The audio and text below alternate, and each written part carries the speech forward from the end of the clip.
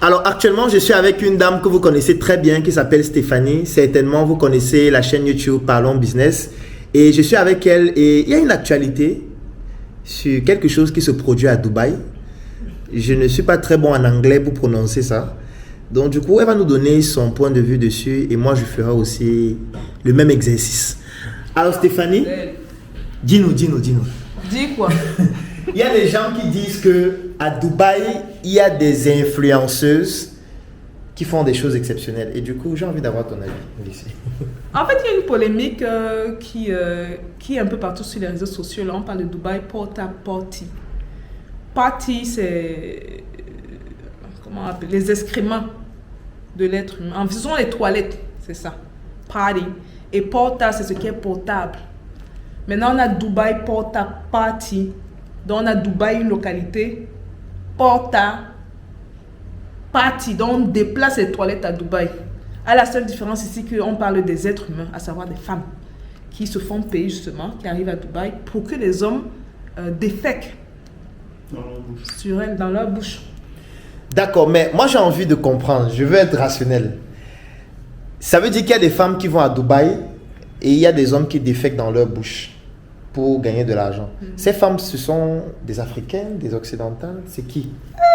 Hey, tu me demandes à moi, il n'était pas là-bas haut. Donc, je veux dire, quel est ton avis ça sur cette déjà actualité? commencé. Voilà ça haut. Mais en fait, la plupart sont des blanches. Hein. Ok. Mais maintenant, il y a des noirs qui se retrouvent, des africaines qui se retrouvent dans ça. Et je pense que ça a éclaté parce qu'il y a eu des confessions. Je pense que c'est venu d'une Kenyane qui a confessé justement qu'il y a de plus en plus d'Africaines qui se font payer des dizaines de milliers d'euros pour une soirée, pour se faire déféquer dessus. Donc, mon avis par rapport à ça,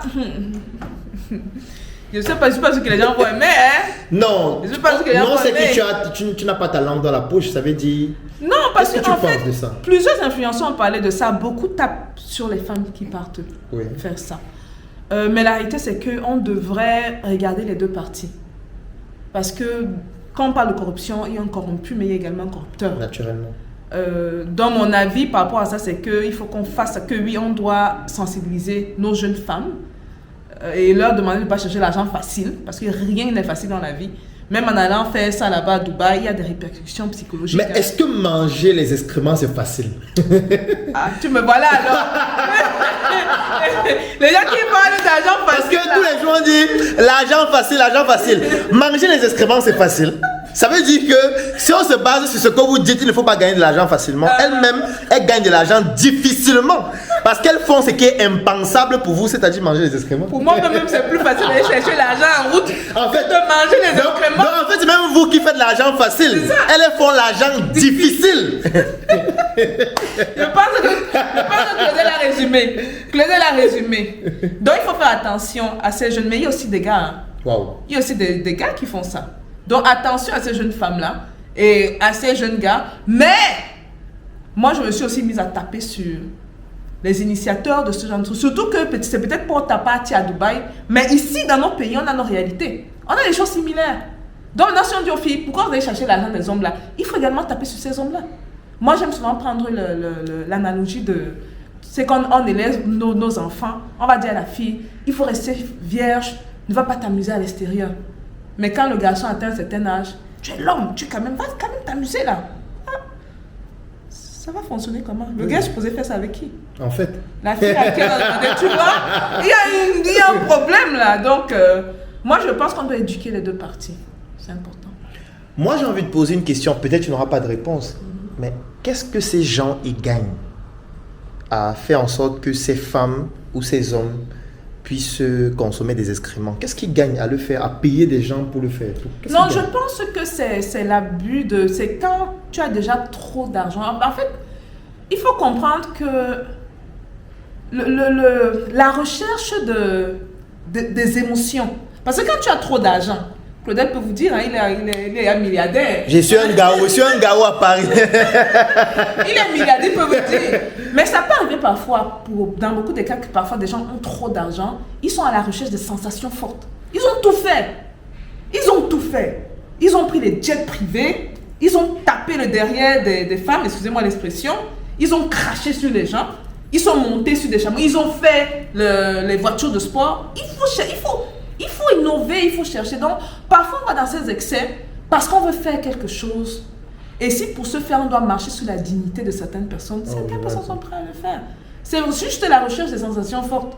Je pense, hein. C'est mon avis personnel. Alors, parce que quand tu le dis, je me rappelle d'un monsieur qui m'a contacté récemment sur Facebook. Je ne peux pas dévoiler son identité.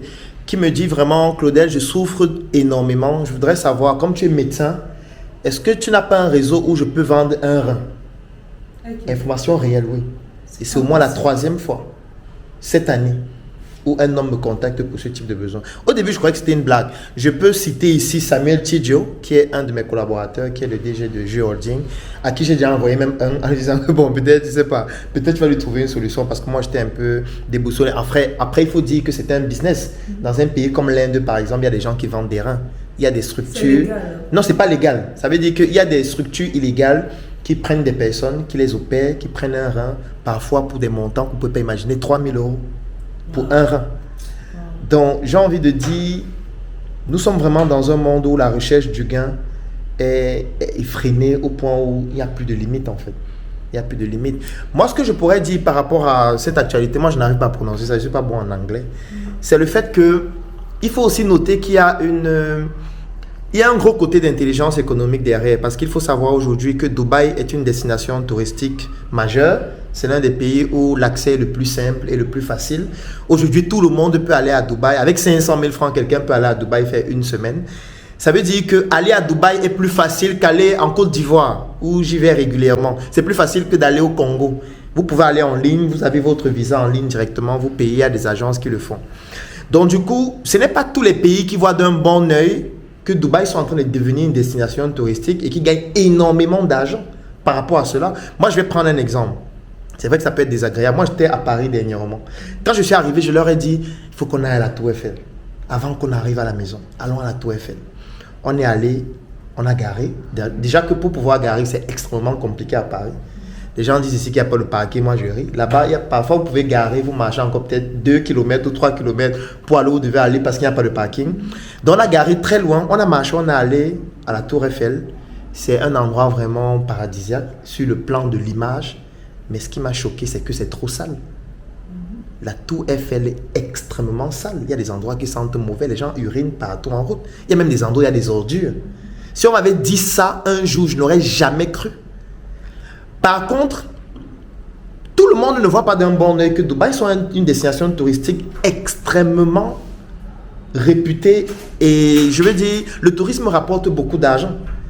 Donc moi je pense que ce n'est pas seulement comme Stéphanie le disait à Dubaï qu'il y a forcément ce type de phénomène. Moi je me dis que derrière il y a une information stratégique qu'on cache. On voudrait faire en sorte que les gens aient honte d'aller à Dubaï. On voudrait faire en sorte que désormais les gens se disent hey, si je m'en vais à Dubaï, on va m'étiqueter comme quelqu'un qui va aller manger les excréments. Ça va donc réduire l'envie des gens d'y aller. Et qu'est-ce que ça veut dire? Ça veut dire que ces personnes vont changer de destination touristique. Je ne sais pas qui pilote ça derrière. Parce que je peux comprendre qu'on parle d'un phénomène où les gens mangent les excréments, oui. Mais qu'on étiquette ça à Dubaï, moi je trouve qu'il y a un problème. Moi je me dis qu'il y a des gens derrière qui veulent faire en sorte que Dubaï... Ça ne peut pas seulement être à Dubaï. Vous ne pouvez pas me dire que les gens quittent du monde entier pour aller seulement à Dubaï faire ça. Moi je ne crois pas. Moi, je suis sûr que même en Afrique, il y a des gens qui font ça. Je suis sûr qu'aux États-Unis, ça se fait. Je suis sûr qu'en Europe, ça se fait. Pourquoi on met Dubaï? Pourquoi Dubaï? Pourquoi c'est exclusivement Dubaï qu'on met en avant? Non, ça veut dire qu'on veut dénigrer une destination touristique qui a fait ses preuves et qui est... Moi, par exemple, j'étais très bluffé par Charles de Gaulle, l'aéroport. Et quand je voyais Charles de Gaulle, je disais, mais ça veut dire que ce qu'on a au Cameroun, c'est une gare voyageur. Ce n'est pas l'aéroport là-bas. Et les gens me disaient en commentaire que non, Charles de Gaulle, c'est rien. Il faut venir à Dubaï, tu vas voir les aéroports. Moi, je ne suis pas encore allé à Dubaï, je ne sais pas. Mais pour dire que les gens estiment que Dubaï, ou plutôt les Émirats Arabes Unis globalement, sont beaucoup plus développés que la plupart des pays en Europe. Ce que les gens disent, moi, je ne sais pas. Donc, du coup, ça ne laisse pas d'un bon œil que ce soit ces pays-là qui soient très développés, qui gagnent énormément d'argent avec le tourisme. Donc, moi, je pense qu'il y a beaucoup de manipulation derrière et nous, on joue le jeu. C'est-à-dire que nous, on utilise ça pour stigmatiser nos sœurs, comme s'il n'y avait pas de femmes qui réalisaient des choses braves. Moi, je suis avec Stéphanie ici, qui réalise des choses exceptionnelles. Je vous invite à visiter sa chaîne Parlons Business sur YouTube, où elle voyage, elle rencontre des personnes, elle a des initiatives entrepreneuriales, des industries qu'elle est en train d'implémenter. Mais on voudrait maintenant dire quoi? Que si Stéphanie aujourd'hui va à Dubaï, on va commencer à l'étiqueter. Ça veut dire qu'on remet en question tout le travail qu'elle fait depuis. Il y a des femmes qui réalisent des choses exceptionnelles. Il ne faut pas que ce soit nous-mêmes qui utilisons une manipulation, parce que j'estime que c'en est une, pour dénigrer nos propres femmes, parce qu'on sait, surtout lorsqu'on sait que dans une société africaine, la femme c'est le socle de la famille. Dans une famille, c'est la femme qui est le socle. C'est la femme qui éduque les enfants. C'est la femme qui étudie avec les enfants à la maison. C'est la femme qui donne l'éducation aux enfants. L'homme est là, il se balade, il cherche l'argent, il rentre tard le soir quand les enfants travaillent déjà. Ces enfants-là, plus tard, après l'école, vont devenir médecins, vont devenir ingénieurs, vont devenir architectes, vont travailler dans des bureaux, vont devenir ministres. Ça veut dire que c'est la femme qui éduque ceux qui vont gouverner le pays demain. Et si aujourd'hui on dit que cette femme-là mange les excréments, si on dit qu'elle ne vaut rien, si on dit qu'elle ne peut pas se réaliser, si on dit qu'il n'y a pas des femmes qui peuvent se battre avec leurs moyens, avec leur intelligence pour réaliser des choses, on est en train de stigmatiser dans le socle de notre famille. Et plus tard, on aura une société qui ne vaut rien parce que les femmes diront, puisque vous avez dit que nous, on ne vaut rien, gérez vous-même la société, éduquez vous-même les enfants, allez vous-même accoucher, nous, on n'accouche même plus. Donc moi je trouve que c'est une manipulation qui est en train de dénigrer les Africains fondamentalement, et nous on est en train de jouer le jeu. Donc on doit sortir du divertissement, on doit réfléchir à ce qui doit faire le buzz, c'est comment faire pour qu'il y ait l'eau au Cameroun alors que l'eau est partout. Voilà ce qui doit faire le buzz. On est dans un pays où il y a l'eau partout, il y a tellement d'eau au point où l'eau ne coule pas dans le robinet. Parce que le Cameroun a une particularité, c'est que pratiquement tous les départements, les noms des cours d'eau, il y a l'eau partout, même ici. Si on creuse ici maintenant, on va trouver l'eau. Donc, il y a tellement d'eau au point où l'eau ne coule pas dans le robinet. C'est ça qui doit faire le buzz. Ce qui doit faire le buzz, c'est comment faire pour qu'il y ait la lumière. On parle d'industrie, on parle d'industrialiser. On dit qu'il y a la guerre en Russie et en Ukraine. Que vraiment, on ne veut plus le blé. On veut maintenant utiliser le manioc. Moi, je suis content quand j'écoute ça. Moi, je leur pose la question. La lumière qui va faire tourner les machines pour transformer le blé, le manioc là, en farine, va venir d'où? Ben, c'est bien de dire que transformons le manioc, transformons la patate. D'accord, allez cultiver la patate. Comment vous allez faire pour mécaniser votre champ et pour industrialiser la transformation du manioc là, pour que ça devienne la farine s'il n'y a pas la lumière? Donc, la lumière, c'est une thématique qui doit faire le buzz. L'industrie, c'est une thématique qui doit faire le buzz. Aujourd'hui, si tu veux trouver un technicien qui est compétent, c'est une équation à 1000 inconnus. Si tu veux trouver un bon mécanicien, tu fais comment? Est-ce qu'il y a une école au Cameroun qui forme les mécaniciens? Ceux qui sont en route, ils disent qu'ils sont mécaniciens, ils sont formés où? Ils sortent de quelle école? C'est comme ça qu'ils coulent les moteurs des gens partout dans la rue. Et vous ne pouvez pas imaginer, vous avez travaillé pendant 10 ans, vous avez réussi à économiser votre argent, vous partez acheter votre véhicule à la sueur de votre travail.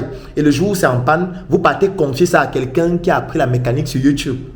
Et il a vu quelques vidéos de comment on démonte les moteurs. Il démonte aussi ton moteur et puis ça ne fonctionne pas. Pourquoi?